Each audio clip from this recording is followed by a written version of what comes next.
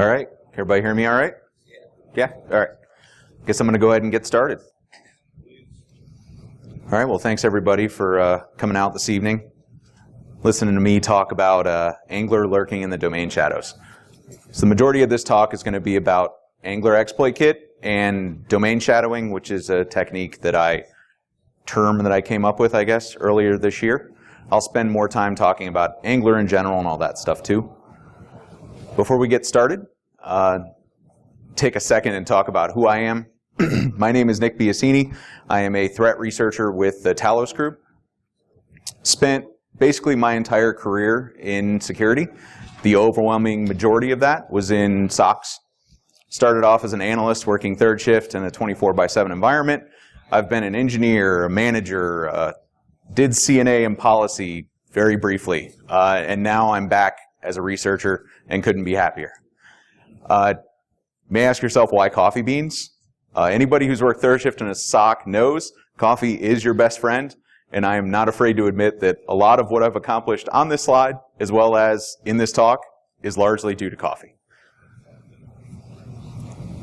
Okay, so here's an overview of what I'll talk about. I like to spend a minute or two and just give a quick exploit kit overview.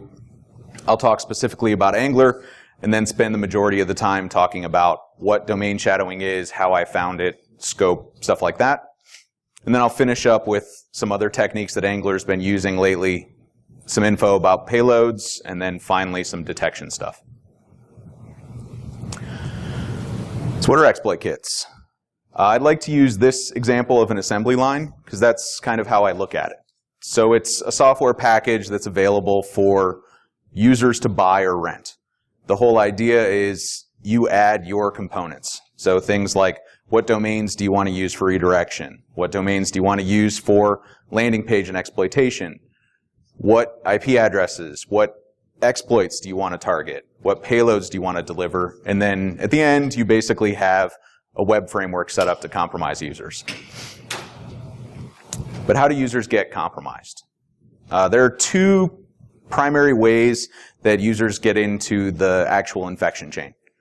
The first is malvertising.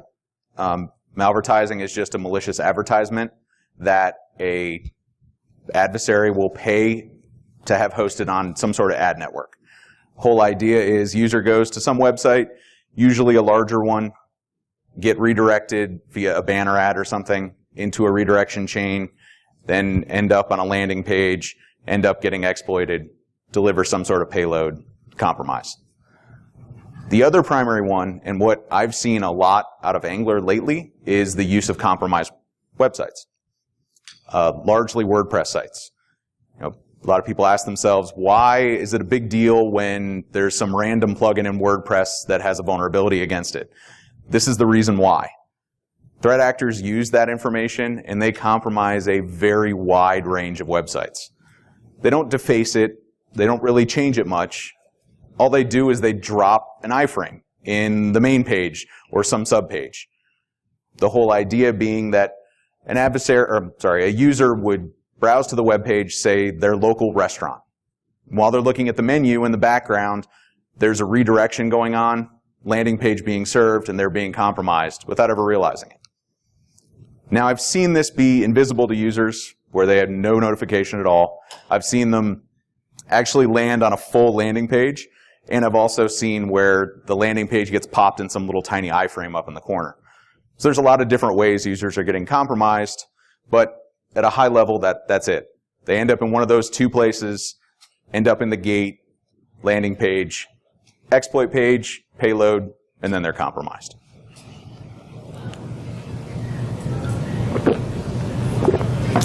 So Angler. I like to call it the innovation-driven exploit kit. Reason being, it is innovating and evolving at an alarming rate. So far in 2015, it has had a banner year. Started off with the Adobe Flash 0-day. That's really rare for exploit kits to use that type of technology and drop a 0-day in their exploitation chain. But they weren't done. They've done a lot more throughout the year. And I'm going to talk about not only what I observed from the initial zero-day campaign, but what I've also seen as time has gone on. Now, one of the reasons that they're so effective is their use of exploits. Now, this is a pretty cool chart, a lot of information on here. Key thing to note are the red lines. That is when Angler was seen actively exploiting a vulnerability. Gray lines are when patches were made available. If you notice here, this is the one exception with the 0-day where the red line precedes the gray line. Most of the time, though, as you note, it's shortly afterwards that Angler started exploitation. Now, this graph actually only goes up until June. As you know, there were a couple of really, really large 0-days that came out in July. Angler was exploiting those in some cases within hours, and at the most within 1 to 2 days. Now, the one last key thing to note on here are these blue dots. So these represent the amount of times that we've seen in our telemetry the various versions of Adobe Flash. The one key thing to note here is as recently as June, there's still a very significant amount of users using 16.0.0.235. That means that they're vulnerable to basically every exploit on here, plus the ones that have came out since then. So that's the reason why you still see Angler actively exploiting CVE 2015-0313, 0359, 0336. It's because it's still extremely effective at compromising systems. Users really don't patch, shockingly.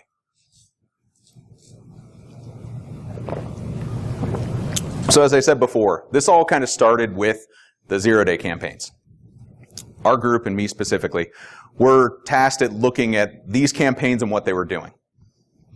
So these are all exploit pages associated with Angler that were linked to that campaign, or one of the campaigns.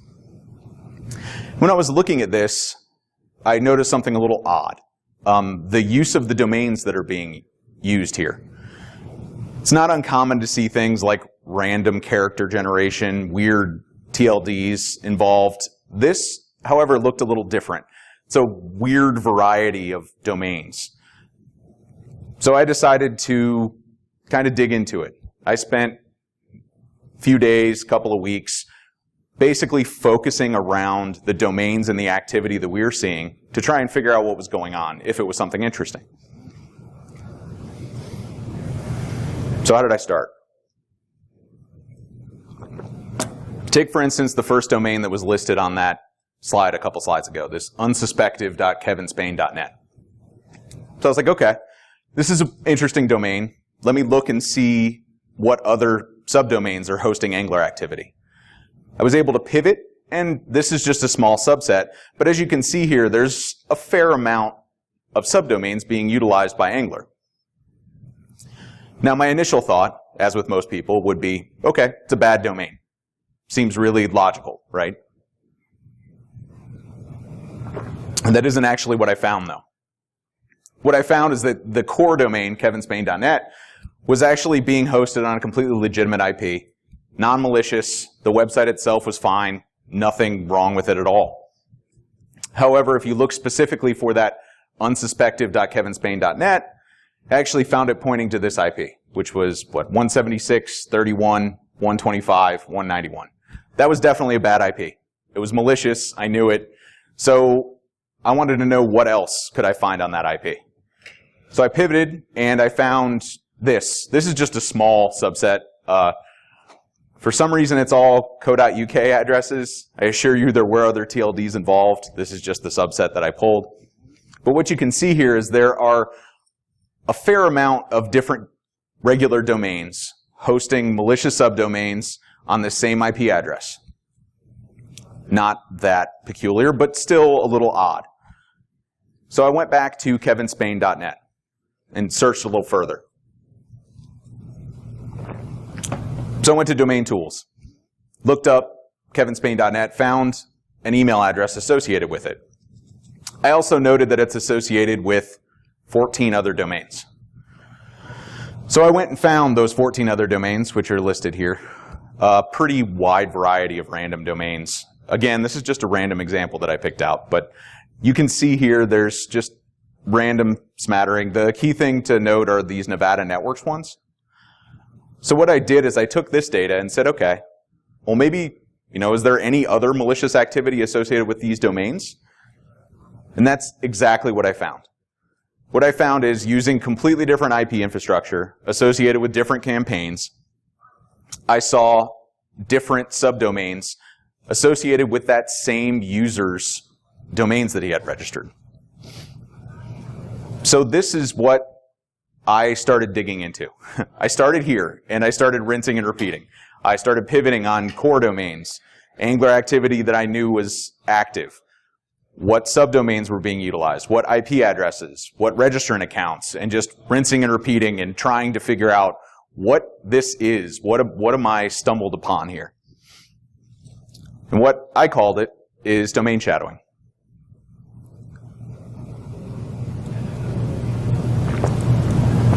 Basically what I found is adversaries specifically associated with Angler were hijacking legit domains, just random domains, and then hosting malicious subdomains underneath them, and then linking those to IP addresses that were hosting Angler. And what I realized is this is kind of a next evolution. So if you go back years, it wasn't uncommon to see things like hard-coded IP addresses in scripts associated with malicious activity. Go to 1.2.3.4 and download this file. It's really effective. You don't have to rely on DNS. Works really well. It's also really great for defenders because we can just go log into a firewall, add this IP to a block list on an ACL, done. Threat's over with. Adversaries realized that, and they changed. They changed to registering their own domains. So now they go out, register their own domain, host malicious activity under that. Makes it a little more difficult to block. They're able to rotate IPs, things like that.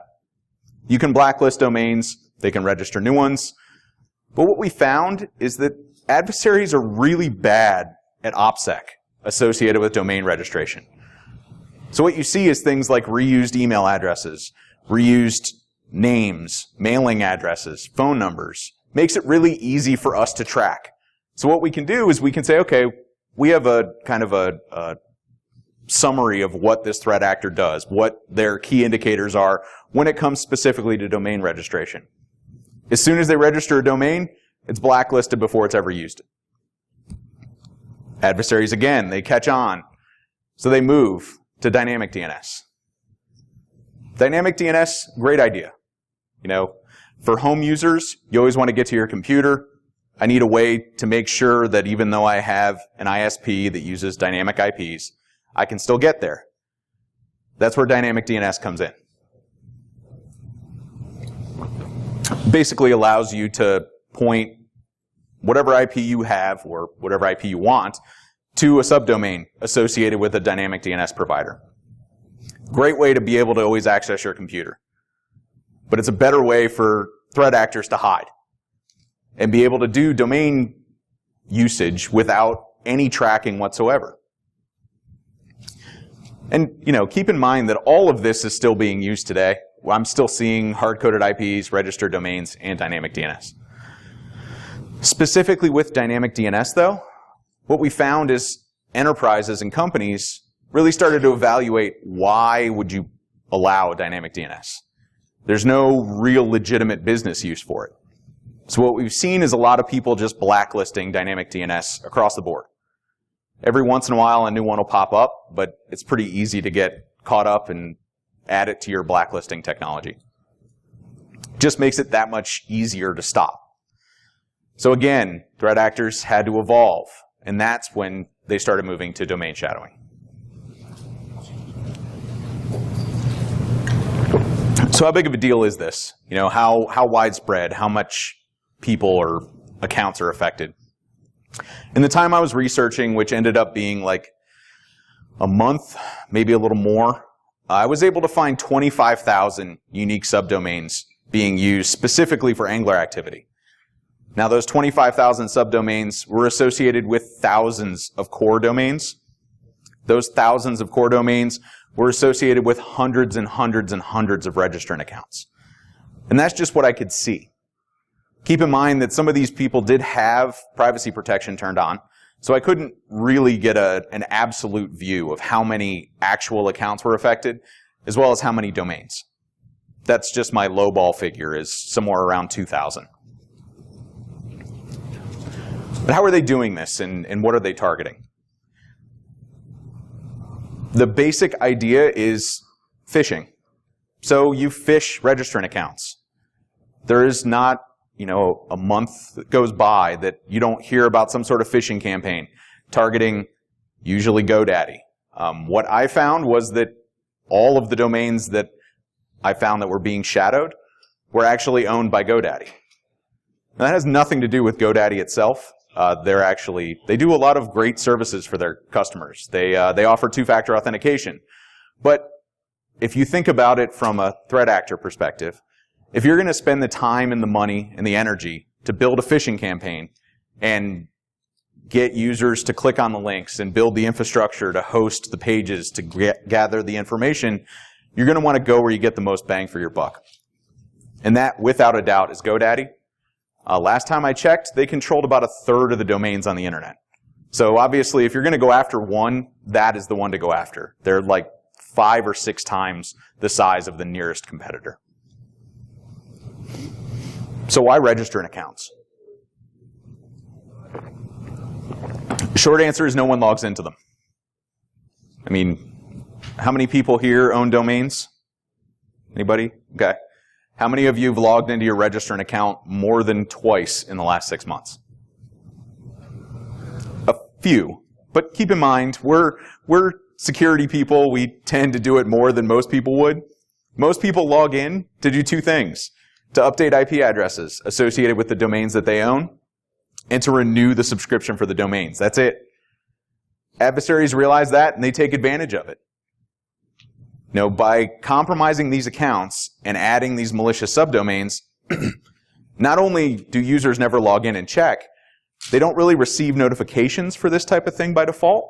And on top of that, most times it's not really intuitive where subdomains are in a lot of these portals that they have.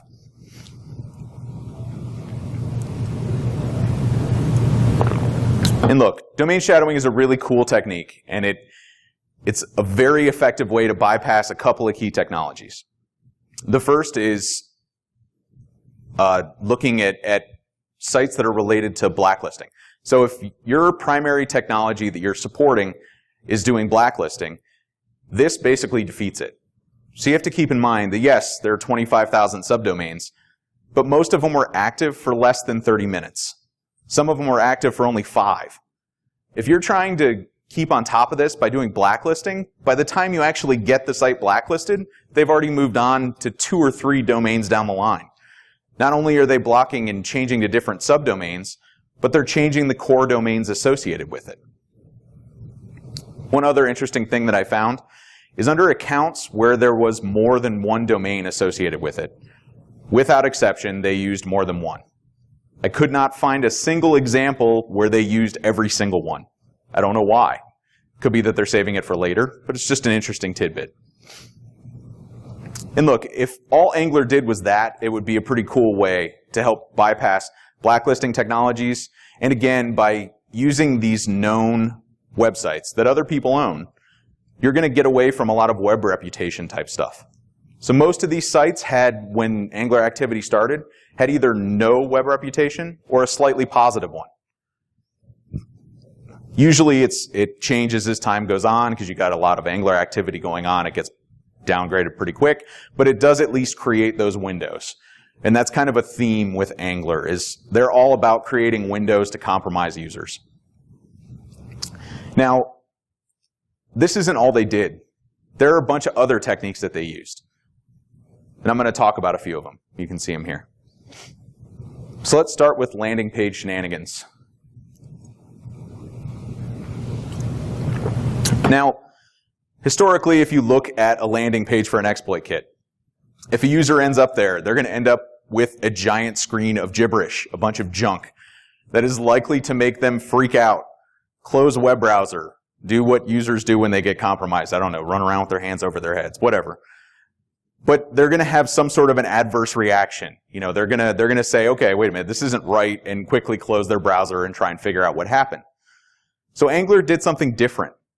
They use quotes in the text. This is actually what a landing page would look like. All the quotes are from Sense and Sensibility for some reason. But there are a couple of reasons why they would do this. The first, as I said, is for users. If a user ends up at this page, they're probably going to be a little less likely to freak out as quickly. They might pause for a second and say, what is this? Or just say, oh, I must have clicked some wrong link, and go back and not necessarily close the web browser. Again, little things to help prevent users from reacting adversely and getting compromised. The other reason is for machine learning. So if you're using machine learning to try and detect malicious activity, it's a lot more difficult to detect this from normal web pages than it is a random page of gibberish, what you would normally see. But again, Angler's not done. Let's talk about 302 cushioning. So 302 cushioning, this is actually associated with the redirection chain. 302 cushioning is just using HTTP 302s, which are moved temporarily. They are super common on the internet. Every major web page uses them. You just don't realize that they're there. Great example. You go to google.com, you're actually getting a 302 redirecting you to www.google.com. Threat actors are using this because they know that it's all over the internet. It's a lot harder to detect redirection when you're using a technology that everyone else is using. It's another cool way to try and get users infected. Now, I talked about domain shadowing. What I didn't mention is domain shadowing was actually also being used in the redirection chain. So they were using completely different registrant accounts with completely different domain shadows just to redirect users as well.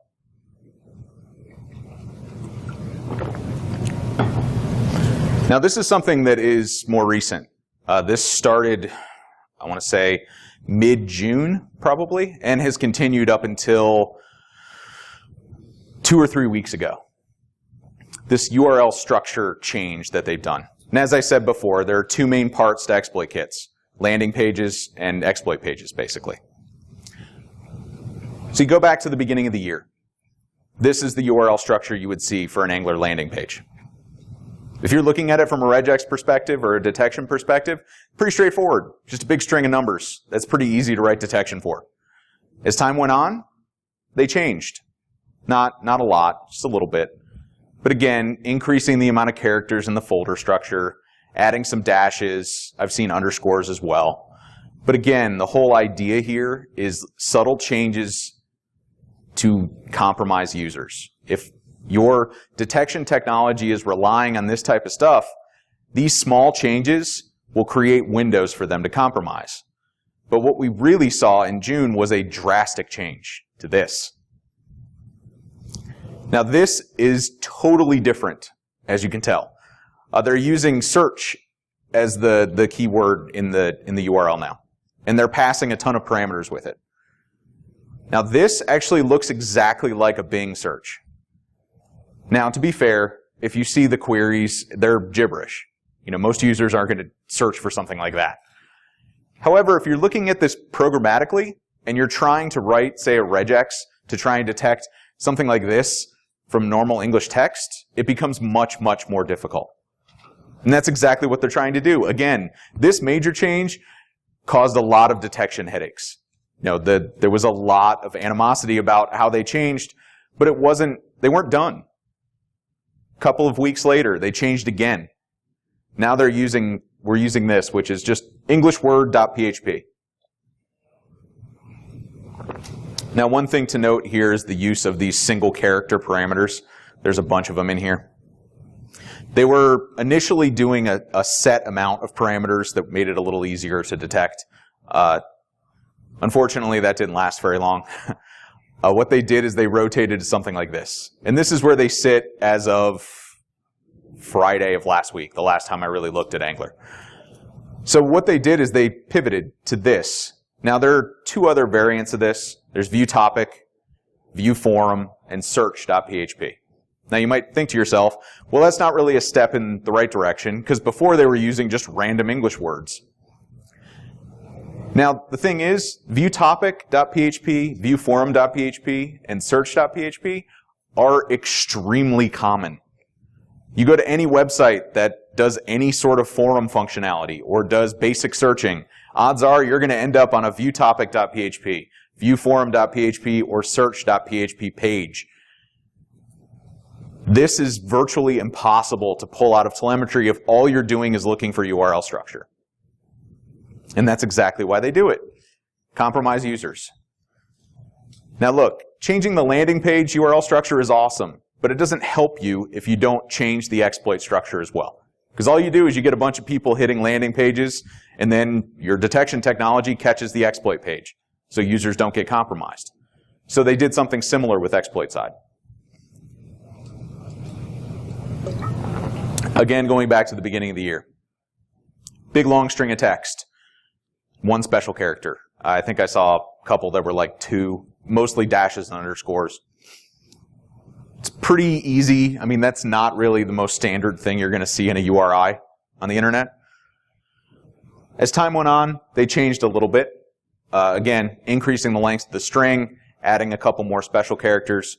Nothing really earth-shattering. But then, to coincide with that change to search that I talked about before, they changed to something like this. Now, this looks extremely similar, but if you look at the first two, you may note there's no extension.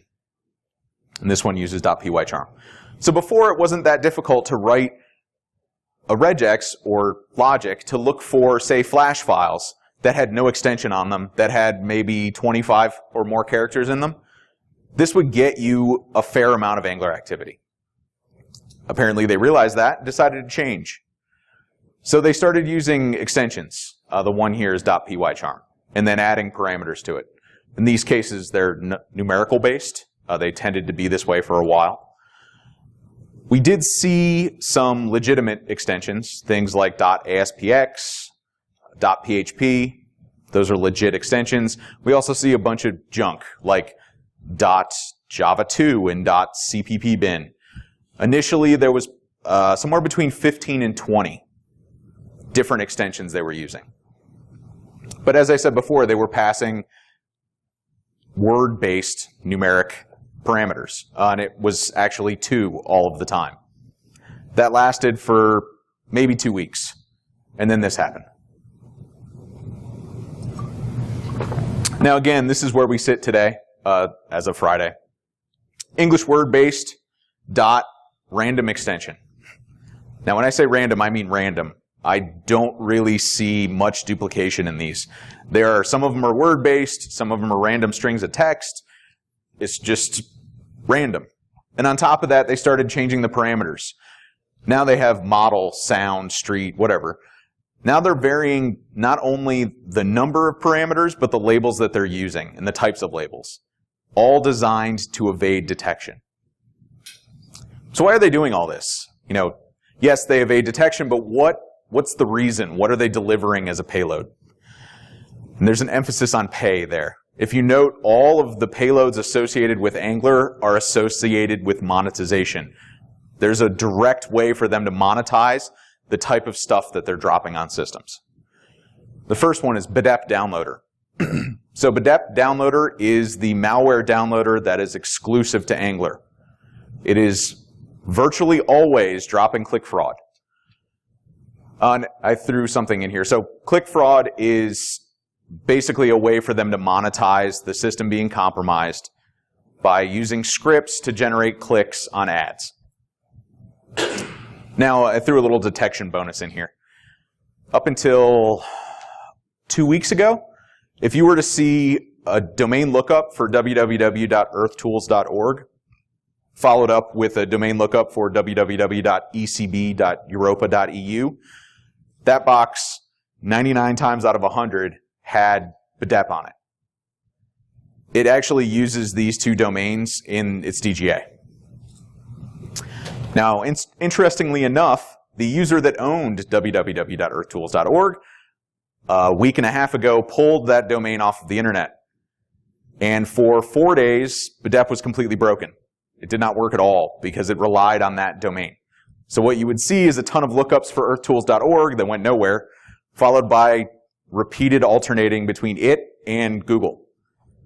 Now, after 4 days, the owner shifted and put up new.earthtools.org. Within a matter of hours, BDEP was updated, the DGA was updated, and now it was working again. So now if you see these two domains being resolved in your telemetry, go look at that box, because I virtually guarantee you it is compromised with BDEP. But that's not the only payload. The overwhelming majority of the rest of the payloads were ransomware. Now, ransomware is basically just encrypting files, holding them ransom for money.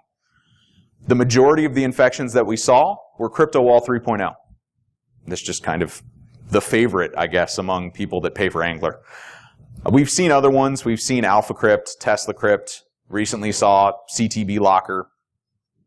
But there's an awful lot of ransomware being pushed by Angler. Now, every once in a while, I would see a Trojan get dropped. And there is some news and research recently that indicates that these Trojans are associated with finding point-of-sale terminals. So you find point-of-sale terminals for one reason, to compromise credit cards. Again, it's all about money with Angler. They are very, very good at getting users compromised and delivering payloads that get money to their consumers. And that's exactly why they're so successful right now.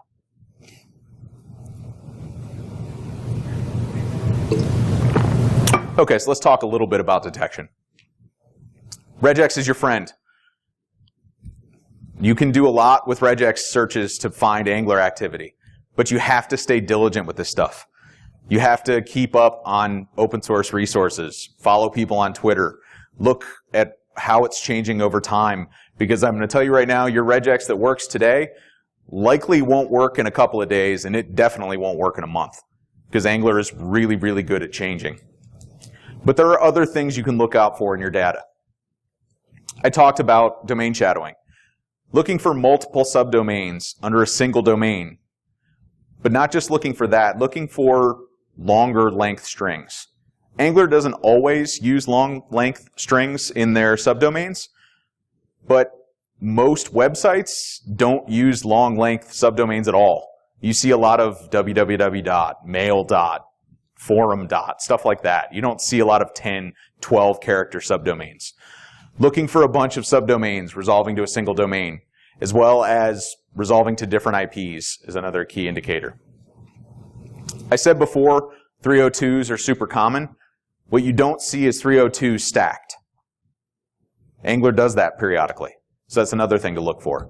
Where you see users hitting 302 to another 302 to another 302. That's something that should be a red flag.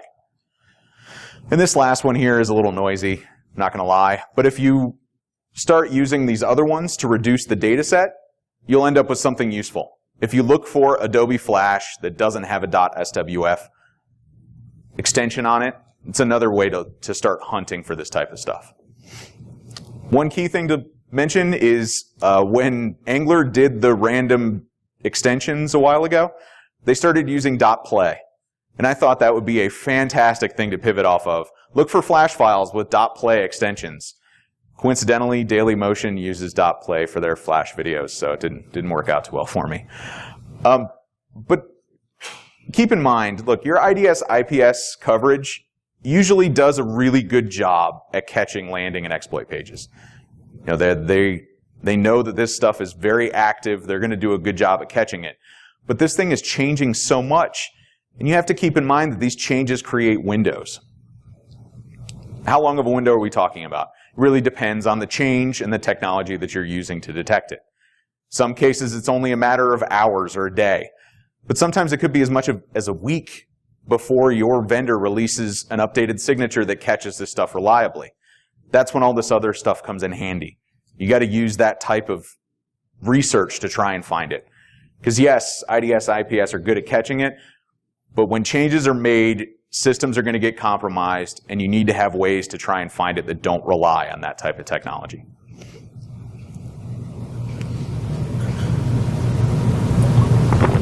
So domain shadowing was so effective that it started being copied. You know, what is it they say? That imitation is the highest form of flattery. If that's the case, then anglers should be very flattered, because exploit kits are using domain shadowing more and more. We saw Rig pick it up within a matter of months. We've seen Neutrino pick it up, and recently we saw Nuclear added as well. This stuff is very, very effective, so more and more exploit kits are going to continue to use it, because it works. I just like throwing this in here. Because you're dealing with a bunch of random domains from time to time, every once in a while you just can't help but laugh at some of the random combinations that come up. So yeah, this is all stuff that I find in telemetry while I'm looking. Okay. Still got a few minutes left. So I'm going to illustrate to you part of the reason why this is so nasty and such a beast to try and detect. Let's play a game. Let's play Spot the Exploit Kit. There are 3 URLs there. Anybody care to take a guess which one of those 3 is actually Angler? Anybody? Last one. I think you're actually right. You are. So here, if you look at this kind of gives away a little bit. This is what I was talking about when I say looking for long stringed subdomains. That is the actual Angler activity. But look, this is not easy to detect. If all you're looking at is this URI structure, it's really, really hard to say that is definitely an exploit kit. Very, very difficult. This is what Angler does. Let's do one more. This as well. This is a little old because it's the search syntax that isn't really being used that much anymore. Same idea though. Very, very difficult if all you're looking at URI structure. Now, to be fair, this one actually put 2 on there. If I do this, it becomes very, very easy to tell which ones. But, you know, they aren't always this obvious. This is just the type of thing that Angler does all the time. Okay, so I figured I'd throw this in here. This is my hunting pro tip associated with actually hunting for Angler. I make no guarantees how long this will be valid for, but if you are looking in raw telemetry trying to find this kind of stuff, this is a great place to start. As I mentioned before, starting with view topic, view forum, and search.php. Looking for none or just a little bad web reputation, and then a bunch of this stuff is associated with just filtering out noise. I've not recently seen Angler hosted on a subdomain of www. Just because they're using domain shadowing. When you have this, you're likely to run into a user actually using it as opposed to just using random strings of text. And a lot of this other stuff, the forum things are trying to get past the view topic and view forum just because you end up seeing it a lot in telemetry. But it's a good starting point. So look, exploit kits kind of get dismissed a lot. They are really bad. This whole idea that sophistication is exclusive to advanced threats, that's really antiquated and old. It's just not true anymore. Look, Angler is compromising users, delivering payloads that give money to the people that pay for it. Because of that, there's a lot of money to be made. They're throwing a lot of money at development. They're changing and evolving all the time. They're coming out with all these new techniques and ideas, and all the rest of the exploit kits realize how successful they are, and they start copying. All of these exploit kits are really upping their game. You know, Angler is infecting users at a really, really high rate. And as other groups start taking on this type of technology, you're going to start seeing the exploit kits, the other ones like Neutrino, Rig, and Nuclear evolving in the same ways and compromising the same amount of users. Also on here is just a bunch of exploit kit blogs. I've tended to write a lot about exploit kits this year just because they're doing a bunch of really cool stuff. And that's my Twitter handle. I encourage you to follow me just because I try to tweet about this stuff. I'm hunting Angler a lot lately. If I find an active campaign, I try to tweet out the IP address, what it's dropping, you know, try and use that stuff to help protect your users and yourselves. I think that's basically all I have. Does anybody have any questions? Yeah? So with the domains that you were just finding, No, that's fine. So with the domains that you were finding, did you check any of those against OpenDNS? Were they actually being picked up by them? Because I know they spent a lot of time with machine learning. So I was curious if any of the domain hits you're finding, do they show up, what the delay is for them to be able to detect and catch that? So I wasn't actually looking specifically at OpenDNS data. I was just looking at the domains after they were already being used for compromise. So I wasn't sure how fast they were getting picked up by their technology that they're using. Okay, and a follow-up to that is, with the domains that you were tracking and all the other subdomains that were being registered, could you talk a little bit about the tools that we're using to pivot on those to basically follow the trail? Sure. Was it simply just looking at the using the whois records, et cetera, and following back on the accounts, or so I was leveraging passive DNS a lot. So passive DNS is basically like a historic lookup of domains. It allowed me to go back in time and say, okay, I have this core domain. How many subdomains are resolving to it? Okay. What IPs are resolving? How long were they active for? How many times were they seen? That was the type of data that I was using very heavily for that type of stuff. Does that make sense? Yeah. Okay. So? Oh, actually, I'm going to abuse my privilege. I have a question. Sure. Do you have any hypothesis about what suddenly drove the evolution that you saw going from the relatively simplistic to the very sophisticated strings that suddenly changed? Do you think there was anything driving that? So if I had to guess, it would be money. Just because there's, in the last year or so, ransomware has completely exploded, and there is a ton of money to be made. So what they're doing is they're upping their game, because now there's people dropping money into development because they know there's a huge return on investment. That makes sense.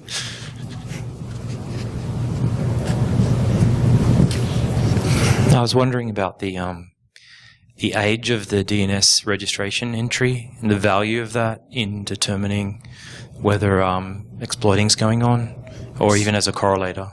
So age is in when the actual domain was registered versus when it was being exploited? You mentioned it before on about slide 6 or 7, and then on your detection page you didn't mention it at all, but it's something that's talked about. So the actual domains as they were being registered, I didn't really see a lot of correlation between a new domain being registered and then immediately exploited via Angler. A lot of times what you would see is they would just have random, 9, 12, sometimes 100 domains registered. And what would happen is once the account theoretically is compromised, they would start using it for Angler activity. Now, what I did find is that over time they would use some domains here and there, but it wasn't like a free-for-all where it was like, oh, I got an account, let me hurry and run and do Angler activity. It would kind of be like a slow trickle over time.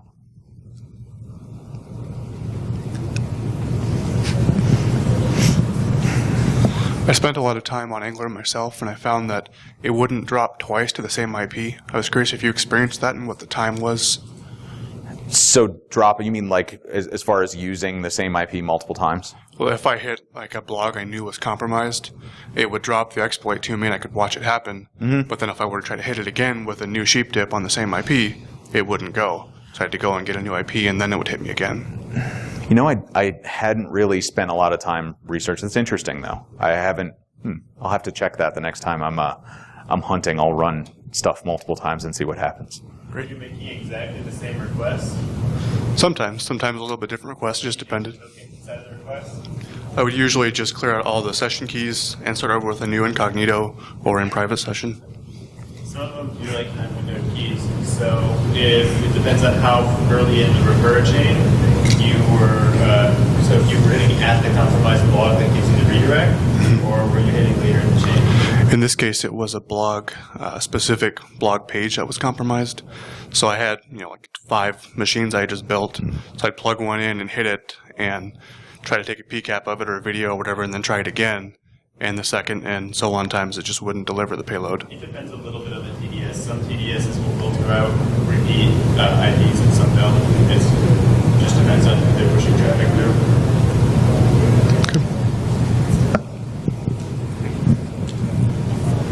I'm curious what kind of false positives you were seeing with your rules list. So like the 302 chains, those remind me of like an OAuth flow or something like that. And what other kit things were you seeing?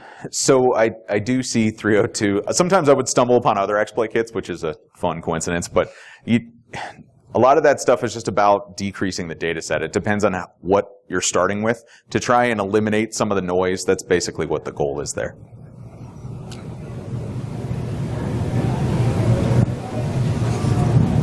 Okay. Other questions? What do you think the future holds? How can it get any scarier?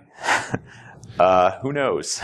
I've never ceased to be amazed by anglers, so you never know what they're going to be up to next. Probably more exploits.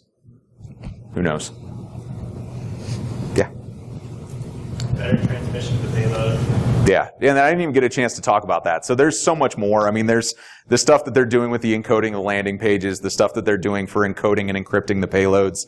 There's a lot more that Angler's doing that I just didn't have time to talk about. Do you see this mostly coming from Eastern Europe or like China, any particular country? No, there's not. I mean, not really. It tends to use some ASNs repeatedly, but there's not really a lot of specific origin that I could say this area is definitely where it's coming from. What do you mean by coming from? Like where the compromised pages are, or where the payloads are? What I think the compromised pages are being back to where they're coming from. Okay. All right. All right. Let's thank our last speaker of the day. Okay. Thanks a lot, guys.